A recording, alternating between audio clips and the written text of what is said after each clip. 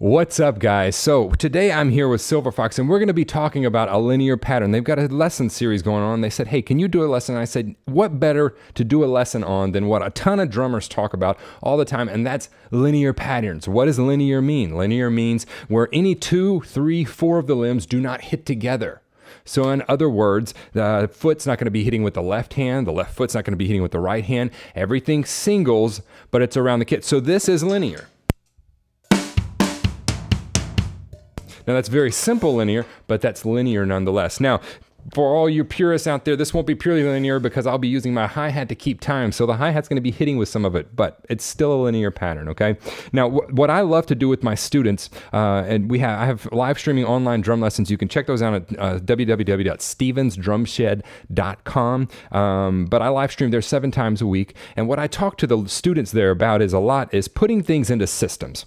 And so what we're going to do is put a system into place that we can break apart any linear pattern and get it under our hands. Because the goal is not for me to teach you one linear pattern, it's for me to teach you a way to work through every linear pattern you ever get a hold of, so that it's just like an assembly line, like for a car or a truck. You start at the beginning and you have all these parts, and then bam, you put the motor in, bam, you put the door on, bam, you put the wheels on, bam, you screw, and then by the end of it, you have this car and you're ready to rock, right? And that's the same thing we want to do with linear patterns, or anything for that matter. We want to put it into a simple system that you can plug it in at the beginning, step 1, 2, 3, 4, 5, 6, and by the time you get to step 9 or 10, however many steps it takes, we want to have that to where you can rock that on the gig, right? That's the ultimate goal, is to get it under your hands so much that you can start being creative with it. And so the way I teach this may be a little backwards to you, and that's okay. I'm all right with you thinking I'm backwards, all right? So let's get down to it. The pattern we're going to be talking about today is going to be sextuplet based.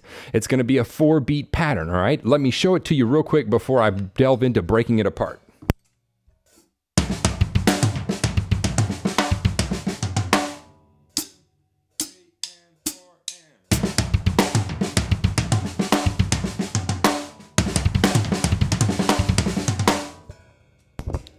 All right, there you go. That's the lesson. We're done. So what do you do with that pattern? A lot of times you hear something, you're like, holy cow, you hear what Thomas Prigden plays, or you hear what Steve Gadd plays, or Vinny Colaiuta. You hear all these and you're like, wow, how am I ever going to be able to do that? All right, well, let's break that down. Let's put this into a system with steps, all right? So step 1 is we got to figure out what that first sticking is. And what I like to do is break them down beat by beat. So we're going to take these 4 beats and break them out. Each beat has 6 notes in it. So we're going to break out 4 6-note patterns, and we're going to figure out what they are. The first thing we do in step 1 is take beat 1 and figure out what that sticking is. I'm not worried with accents yet. I'm figuring out what that sticking is on the snare, and part B of step 1 is taking it and actually applying it to how it's applied on the kit. So let's figure out that sticking. The sticking is going to be right, left, right, kick, kick, right.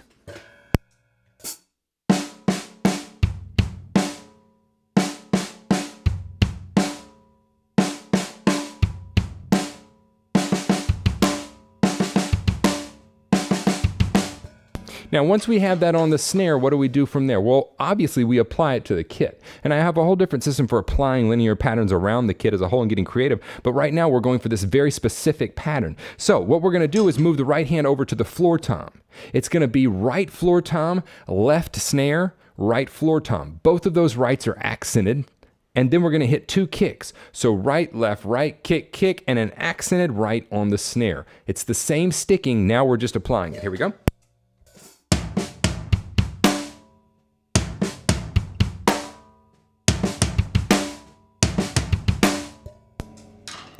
Now you have the first sticking, okay? This seems a backwards way. Why would we break the stickings out? Well, I'll show you in just a little bit. Step 2 is going to be moving to beat 2. Get that pattern down. That pattern is going to be left, right, kick, kick. First we do it on the snare, and then part B, we'll take it to the kit.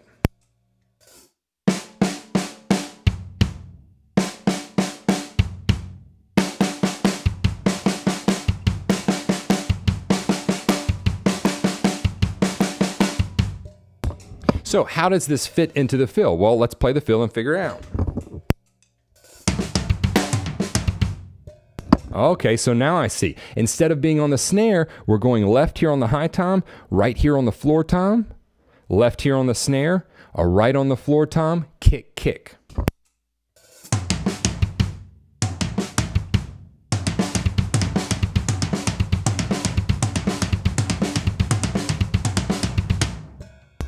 All right, you see we're on step 2 of this system, and all we've done is break apart 2 stickings, learn them on the snare. Now we're applying them as they are in the pattern to the drum kit. Okay, so step 3, what do you think step 3 is? It's real logical here, guys. This is a simple thing. Step 3 is beat 3. We're taking that sticking and we're gonna break it apart. So let's play that fill and see what that sticking is.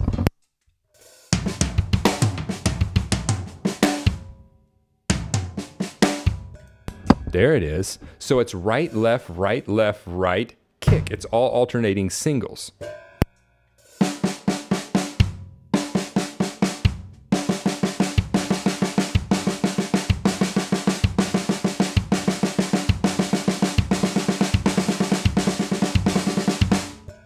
All right, so let's pretend we've already mastered that. What's part B of step 3? That's right, we take it to the kip exactly as it is applied in the fill. So we're gonna be right on the floor tom, left on the high tom, right, left on the snare, and an accented right on the snare.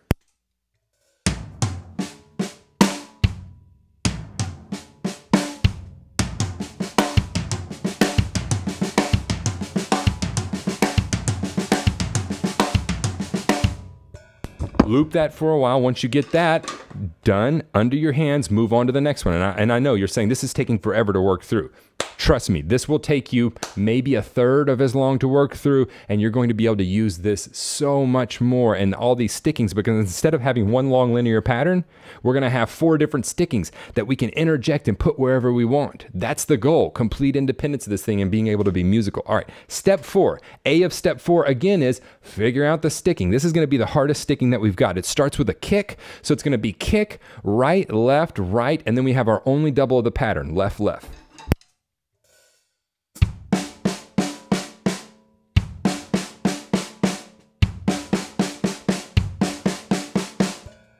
Now, how is that applied in the pattern? Well, let's see.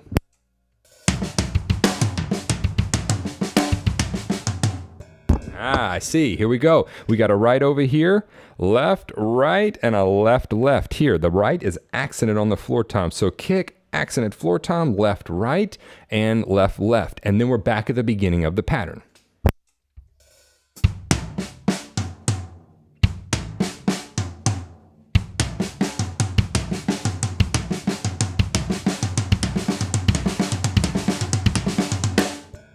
All right, so we're to step 4, and we've learned all the stickings that are actually inside of this linear pattern. Now, what are we going to do for step 5? You might say, all right, let's put them all together.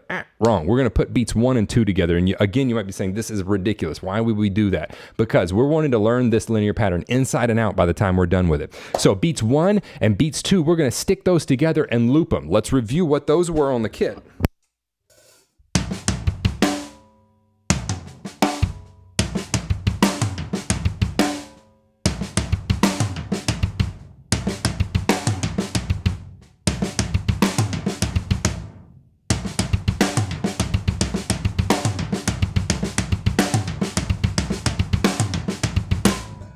So you see me break them apart, and I go through it, okay, there it is, and now we're down here, and then you start to loop that over and over and over, get it up to a quick speed until it becomes second nature. That's step 5. Step 6 is what?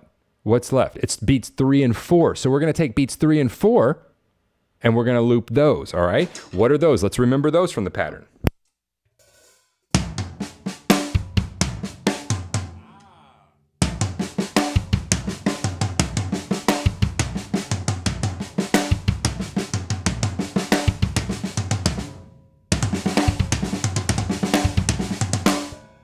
So we've done steps 1, 2, 3, 4, 5, and 6. You see how easy and predictable this is? You can write it on a sheet of paper. I have done steps 1 of 10 steps, or however many steps we have to breaking this out. Now we've put 1 and 2 together. We put beats 3 and 4 together. Now we put them all together. And what this has done is it's not only broken it apart into one linear pattern, the long linear pattern, but you've broken it apart into smaller bits and smaller words. So instead of having one long phrase, you have several words that you can interject and put, you know, you could take the pattern for beat 3 and go beat 3, 1, 2, 4, right? You could take 4 and go 4, 1, 2, 3. You can do any combination you want of those, but the important thing is that now you not only know this linear pattern, you know several linear patterns, and now the possibilities are infinite. We can break them down into even smaller stickings than that. But for right now, let's take them and put them all together, all right? So putting them all together in one long pattern would sound like this.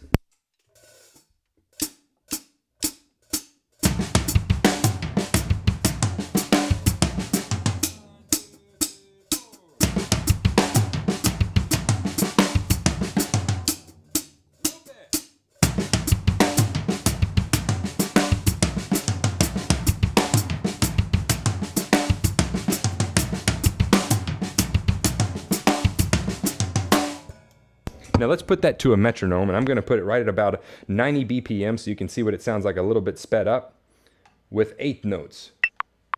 That is not eighth notes, that's 16th notes. This is eighth notes. 3 and 4 and 1.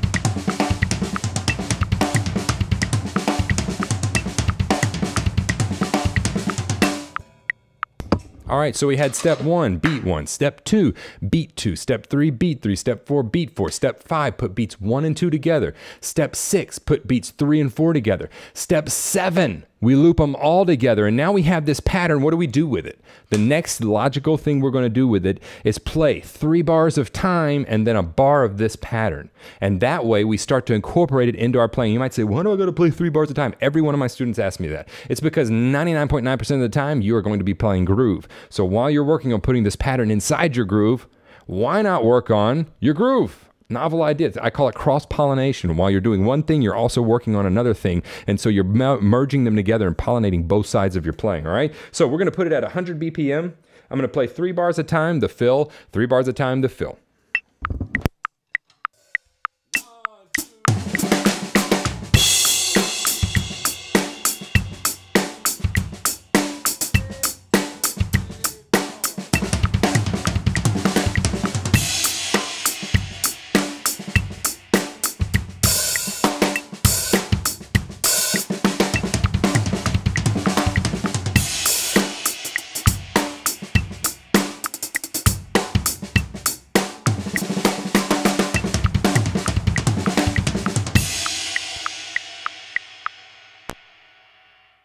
How simple is that?